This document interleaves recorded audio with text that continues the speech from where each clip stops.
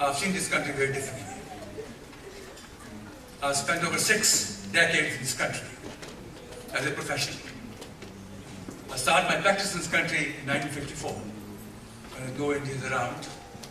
I practiced alone as a geneticist in the whole country for 20 years. I'm proud to be a Sikh.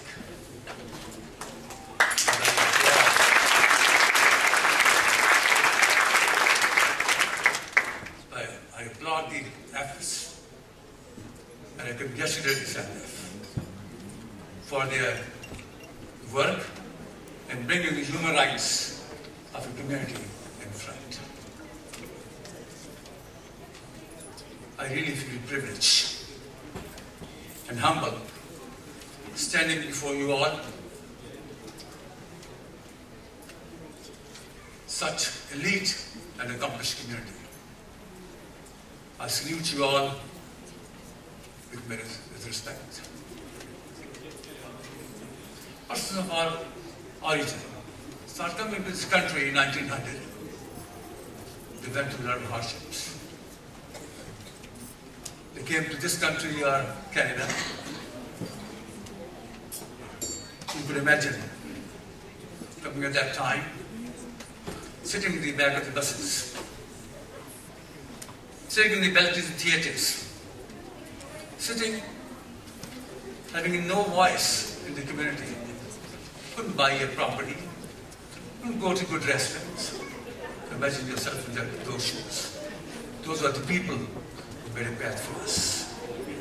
They were here earlier, in 1900, they had no voice to live anywhere. Only in 1948, they were given the recognition and given to be an immigrant in the country. Living those conditions, it must have been frustrating. You could imagine. But those people were very honorable, hard-working, $1 a day, sun on to sundown. You know what they did. Imagine, they commissioned a ship, 1915 Kamagata Maru, sailed to India to get the freedom for our people. 1915, they started another party in San Francisco and fought for the independence of India. Mr. Gandhi came much later, he cashed on it. Those people were never recognized, they never given any recognition.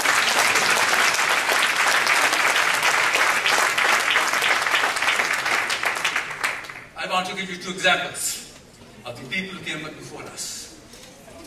First was Dr. Early Sikh Americans, who came to this country in 1980, became a student, his PhD from Berkeley in mathematics. Tried out of the country for a job, refused. It was not good enough. He knew me. Got married to Marian, the school teacher, moved to Westmoreland, a town of 28 Mexican labor. Start farming. And stayed there all his life. A PhD, working as a small farmer. But 48, he became immigrant in the country as the law changed. 51 and 49, he became a citizen. Modified the election. This country never allowed a minority to go to the Congress of the country. You haven't seen those days. I've been here over 6 decades as a professional. He tried his best. He had no money. In 56, I was already an instructor in the University of Illinois, having a part-time practice. People of our region had no money. They were small farmers. But we tried to apply for a ticket. He could not get a ticket. He was a minority, but with a clean-shaven seat, fair color, standing next to Marian, he could pass as an American. When we applied a ticket on that district, El Centro, Raleigh, and Palm Springs, we got an immigrant ticket. We were surprised. We had no money. We put billboards all over our precinct. I was his manager to fight his election. We fought the election very nicely, but he was a good orator. Went to every home, paid his respects to the armed man. We won by 300 votes. I bargained with the capital steps in '56 and came out. But we got his ticket, not as Keep Things On. Let me explain to you. In '48, Governor of California came to know a PhD living in a small town. So he was appointed Judge Sond, honorary judge, to settle the quarrel of 28 people. So everybody called him Judge Sond. So when we applied his ticket, we said Judge D.S. Sond, White both Americans. This is how we got a ticket. As a Sikh, as a Sikh, he wouldn't get a ticket. When we got a ticket, we won in '56 by 300 votes. I bargained the capital step at that time, federal government should come. What happened? A minority came to the Congress of the country. So it was a Sikh who broke a barrier to the Congress of the United States.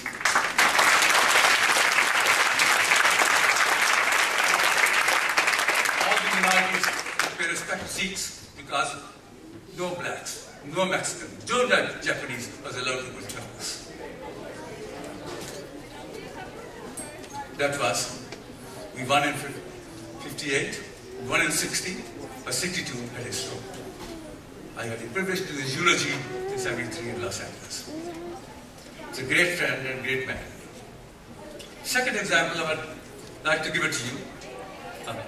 Dr. Buxington, whose award you have given to me. Dr. Buxington came to this country in 1930, joined the First World War in the American Army as a Sikh, looking Sikh. First was relieved as an honorable discharge from the army. The war was over. Applied for immigration to the country, but refused. He fought till the Supreme Court 1935. Refused. It was good enough to kill himself for the American people, but not good enough to become citizens of the country. That was the condition in those days. But luckily, in 1935, he fought till that time. For 36, Congress passed a law. All the honorable GIs of World War I must be given the immigration. He was the first Indian to break a barrier, became the first immigrant to the country of the United States.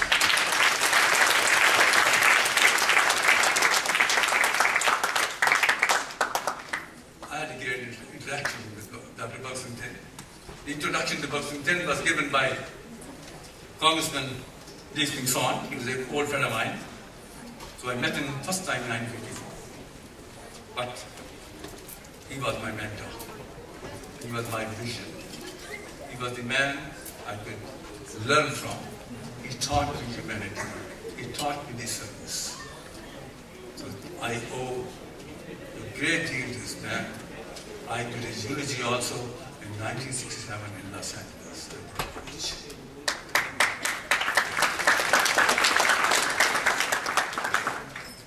But myself, I've been in this country for a long time. I came to this country on an American fellowship as a professional. I'm a dentist by profession. I came on a Guggenheim fellowship. People called me many times at the same time. I didn't care. I looked good center.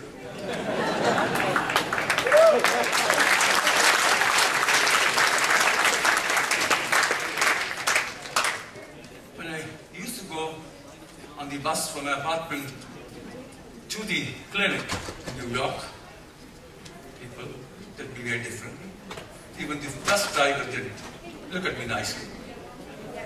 Then the Christmas came. I didn't know what Santa was.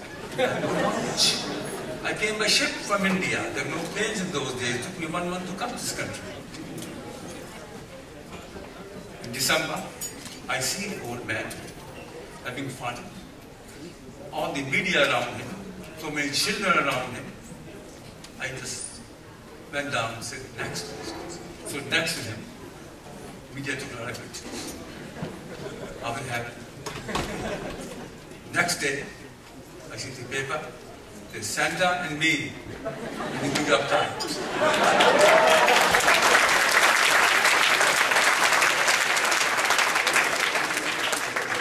Having lost, Santa has a son. The white beard and black beard. But from that day on, I had 100 invitations a day for dinner. Bus driver to salute me when I took the bus in the morning. I was Santa's son. My first break in life in this country.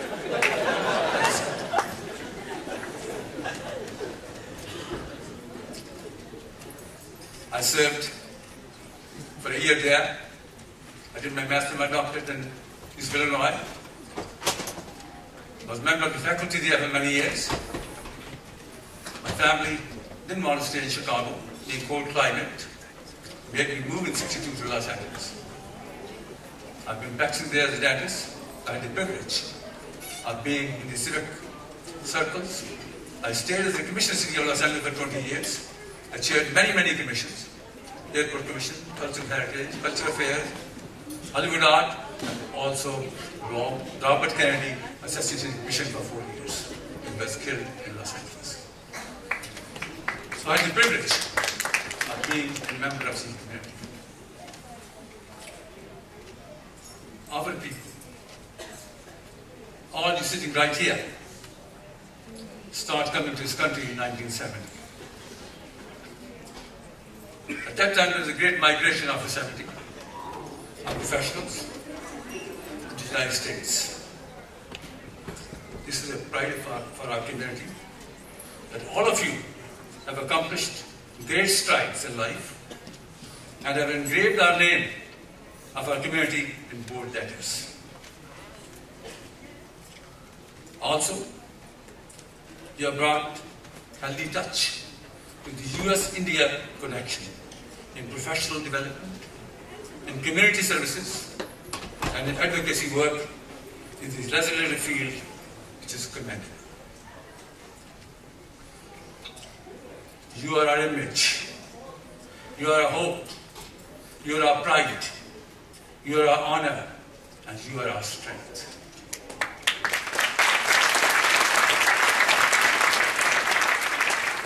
God may give you the courage to fight for your right of equality.